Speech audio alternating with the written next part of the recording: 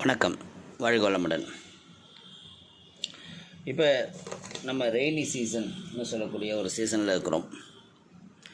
இந்த மழைக்காலங்களில் என்னெல்லாம் செய்யக்கூடாதுங்கிற இதை பற்றி ஒரு பதிவு. குறிப்பாக உணவில் கவனமாக இருக்க வேண்டும்.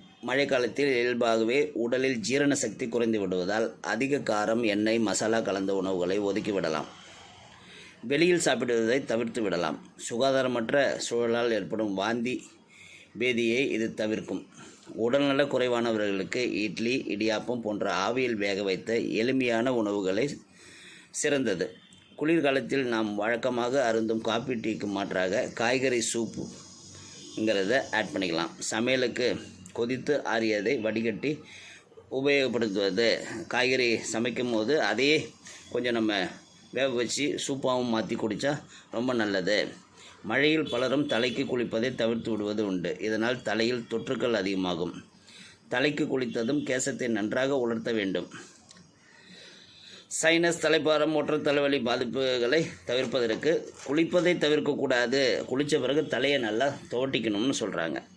மழைக்கால நோய்களிலிருந்து தப்பிப்பதற்கு கொதிநீரில் நொச்சி இலை, பச்சை கற்பூரம் ஒரு சிறு துண்டை போட்டு ஆவி பிடிக்கலாம். இவற்றுடன் நீர்க்கோவை மாத்திரை நெற்றியில் பற்றாக போடலாம். அரசு மருத்துவமனையில் நீர்க்கோவை மாத்திரைகள் இலவசமாக கிடைக்கும்.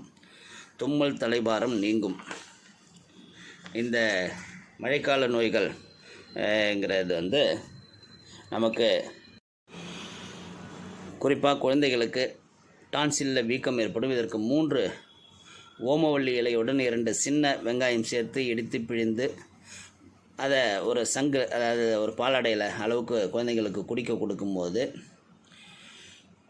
இந்த மாதிரியான பிரச்சனைகளை தடுக்கலாம். அது குழந்தைங்களுக்கு கொடுக்கும்போது கொஞ்சம் டேஸ்ட் அவங்களுக்கு பிடிக்காதுங்கிறதுனால அது தேன் சேர்த்து கொடுக்கலாம். அதே போல் இருமல் இந்த மழைக்காலங்களில் வரும்போது ஒரு 5 ஆடாதோட இலைகளில் நடுநரம்பை நீக்கி கழுவி 2 ஸ்பூன் தேன் விட்டு லேசாக வதக்கி 2 டம்ளர் நீர் சேர்த்து அரை டம்ளர் ஆகும் வரை சுண்ட காய்ச்சி வடிகட்டி அருந்தி வரலாம். குடிநீர் பாத்திரத்தில் 10 துளசி இலைகளை போட்டு மழைக்காலம் முழுக்க அருந்தலாம். சுக்கு, கருப்பட்டி கலந்த சுக்கு காப்பி அருந்தி வந்தால் செரிமான உறுப்புகள் தூண்டப்பட்டு உடலுக்கு நல்ல சுறுசுறுப்பு கிடைக்கும். இந்த காலங்களில் நீர் சத்து உள்ள காய்கறிகளை கொஞ்சம் தவிர்க்கலாம். வாரம் 2 முறையேனும் கபத்தை நீக்கும் தூதுவளை இலை துவையல் உங்களோட டயட் மெனுவில் இருந்தால் நல்லது.